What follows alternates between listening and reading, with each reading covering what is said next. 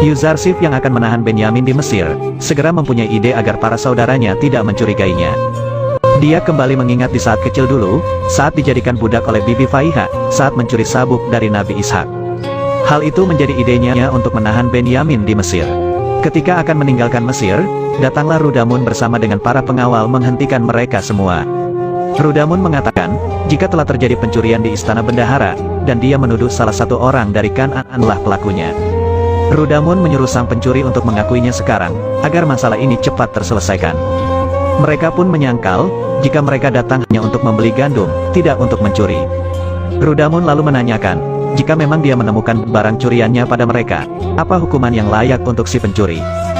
Rudamun juga menyarankan, jika dia akan memakai hukum yang berlaku di masyarakat Kan'an, yaitu barang siapa yang mencuri barang milik seseorang, maka seseorang itu berhak memperbudaknya selama 4 tahun. Setelah mendengar hukuman itu, Rudamun pun langsung mengecek barang bawaan mereka satu persatu. Ketika sedang diperiksa, penjaga menemukan piala milik Yuzarsif ada di gandum milik Benyamin. Hal itu membuat semua orang Kan'an terkejut. Terlebih lagi Bani Israel yang tak menyangka, jika Benyamin telah mencuri. Benyamin langsung dimarahi oleh kakak-kakaknya, jika dia telah berbuat keterlaluan kepada bendahara Mesir yang telah memperlakukan mereka dengan baik. Tak lama datanglah Yuzarsif, dan menanyakan apakah ini balasan dari kebaikannya kepada mereka semua. Yahuda langsung mengatakan, jika tidak aneh jika Benyamin mencuri, sebab kakaknya juga dulu adalah seorang pencuri sabuk dari kakek mereka saat kecil. Yuzarsif yang mendengarnya malah balik menceramahi mereka, karena hanya Allah lah yang tahu kebenaran tuduhan ini atas saudara mereka. Setelah Benyamin dibawa pergi oleh Yuzarsif, Bani Israel mulai kebingungan, bagaimana mereka akan pulang jika tanpa adanya Benyamin. Lawi lalu mengatakan, jika inilah hal yang dikhawatirkan oleh ayah mereka. Lawi lalu juga sempat marah kepada Yahuda, karena telah mengatakan hal-hal yang tidak-tidak tentang tuduhannya terhadap Yusuf, yang dulu mencuri sabuk dari kakek mereka Nabi Ishak. Lawi sebenarnya tahu jika Bibi Faiha lah yang memakaikan sabuk itu kepada Yusuf. Dan mungkin saja, ada orang lain yang menaruh piala itu di dalam muatan Benyamin, sama seperti apa yang dilakukan oleh Bibi Faiha mereka dulu. Lawi terus memarahi saudara-saudaranya, karena sekelompok anak Nabi telah menuduh saudara mereka mencuri, dan tidak mau bertobat sampai saat ini. Dia lalu mengajak Bani Israel, untuk menghadap kepada Yuzarsif, untuk membawa pulang Benyamin dengan cara apapun. Ketika mereka sampai di istana, Malik dan Mimi Sabu tetap menjalankan rekayasa itu. Seolah-olah kejadian ini memang terjadi, yang membuat Bani Israel percaya, jika memang Benyamin adalah seorang pencuri. Ketika mereka bertemu dengan Yuzarsif, dia mengatakan bahwa Benyamin akan dijadikan budak olehnya sesuai tradisi dari Kan'an. Lawi lalu mengatakan, jika Yuzarsif sudah banyak mempunyai budak, kenapa harus menjadikan Benyamin sebagai budak? Yuzarsif lalu mengungkapkan, jika dia sebenarnya tidak membutuhkan seorang budak, yang dia butuhkan adalah penyesalan orang yang telah berbuat salah, agar orang itu tidak mengulangi kesalahannya lagi. Karena Benyamin belum mengakui kesalahannya, maka dia harus dihukum terlebih dahulu. Yahuda lalu mengungkapkan, jika Benyamin harus bertobat saja, maka masalah akan selesai. Akan tetapi Yuzarsif malah balik mengatakan, jika bertobat tidak akan semudah itu. Karena dia mengenal sekelompok orang yang bersalah, akan tetapi mereka belum bertaubat sampai sekarang. Perkataan itu sontak menyinggung Bani Israel yang juga merasa, bahwa mereka juga belum bertobat sampai saat ini. Mereka pun lalu keluar dari istana sambil merasa kebingungan. Bagaimana mereka akan pulang ke Kan'an tanpa adanya Benyamin? Di sini Lawi mulai sadar, dan jika seharusnya dari dulu mereka semua sudah bertobat saat menzolimi Yusuf. Dan sekarang ditambah lagi mereka kehilangan Benyamin, yang membuatnya merasa bahwa Bani Israel adalah sekelompok orang yang sangat buruk. Lawi juga yang merasa bertanggung jawab atas tidak pulangnya Benyamin. Lawi memutuskan untuk menetap di Mesir, sampai dia membawa pulang Benyamin ke Kan'an.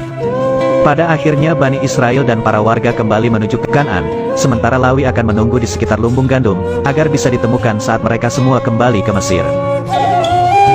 Sementara itu, Asenat kembali menemui Zulaikha, dan menyampaikan niatnya agar mau untuk bertemu Yuzarsif yang sudah menunggunya. Asenat juga mengatakan, jika Yuzarsif melakukan itu semua karena mendapatkan perintah dari Allah untuk menikahi Zulaikha, sebelum wajahnya rupawan, dan matanya pulih. Yuzarsif tak akan melakukan sesuatu, tanpa adanya perintah dari Allah. Maka dari itu Asenat terus membujuk, agar Zulaikha mau menerima Yuzarsif karena Allah. Zulaikha pun mengungkapkan, andai hasrat dan geloranya masih seperti dulu, mungkin dia akan langsung menerima Yuzarsif, akan tetapi sekarang dia sudah menemukan cinta sejatinya yaitu Allah Subhanahu wa Ta'ala. Namun itu adalah perintahnya, maka Zulaikha pun harus mematuhi semua perintahnya.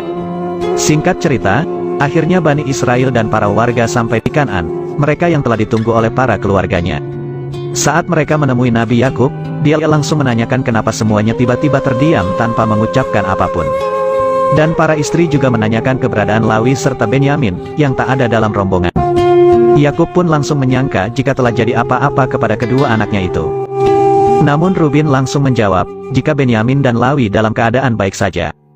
Hanya saja, ada kejadian yang tidak mereka sangka, yaitu Benyamin mencuri piala dari bandara Mesir, lalu dijadikan budak olehnya selama 4 tahun di Mesir. Sementara Lawi, malu untuk pulang karena dia bertanggung jawab atas Benyamin, dan tak akan pulang ke Kan'an tanpanya. Yakun pun langsung menyangkal perkataan anak-anaknya itu, jika Benyamin telah mencuri. Namun Sam'un mengatakan, jika mereka semua mengatakan hal yang sebenarnya, dan bahkan warga Kan'an sekarang menjadi saksinya. Warga Kan'an langsung mengatakan, bahwa awalnya mereka tidak percaya jika Benyamin telah mencuri barang berharga milik negara Mesir, namun semua itu memang benar adanya.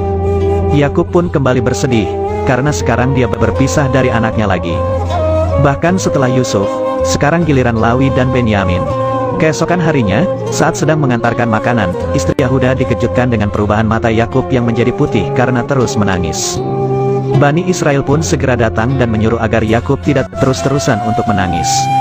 Akan tetapi Yakub langsung mengusir mereka semua, dan Yakub akan menyendiri meratapi kesedihannya ketika ia terus menangis. Ketika Yakub sedang meratapi nasibnya, datanglah Jibril, dan langsung mengatakan, siapa yang menciptakan Yusuf dan membesarkannya? Jibril lantas mempertanyakan, kenapa Yakub terus bersedih kehilangan satu anak, padahal dia memiliki 11 anak lainnya.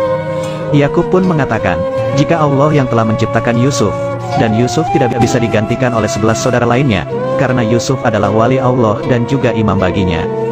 Jibril langsung mengatakan, jika Allah itu pencemburu, dan tidak ingin Yakub menduakannya walaupun hanya sehari saja.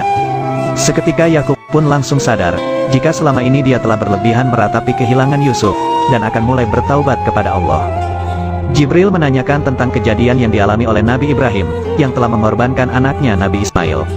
Allah pun mengembalikan Nabi Ismail, saat Nabi Ibrahim mengorbankan anaknya di jalan Allah.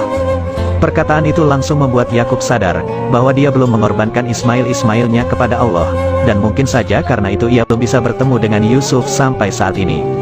Mulai dari sekarang, dia bersumpah di hadapan Allah, jika telah merelakan kedua anaknya. Sebelum pergi, Jibril mengatakan jika ini mungkin akan menjadi akhir penderitaan, dan awal kebahagiaan bagi Yakub.